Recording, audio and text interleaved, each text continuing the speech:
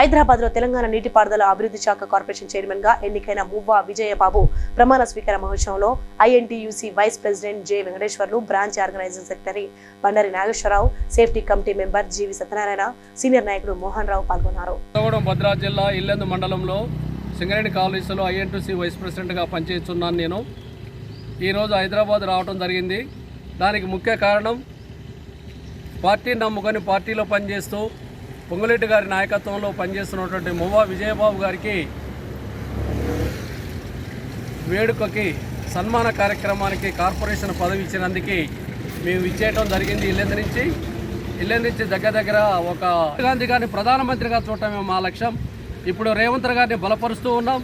రాబోయే కాలంలో కూడా జరిగేటటువంటి పంచాయతీ ఎన్నికలు, ఎంపీటీసీ అన్నీ కూడా కార్పొరేషన్, మున్సిపాలిటీలు అన్నింటిలో కూడా కాంగ్రెస్ పార్టీ పెద్ద సంఖ్యలో గెలిచి ఈ రాష్ట్రంలో వరుస్తూ మీ వాళ్ళు రావటం జరిగింది.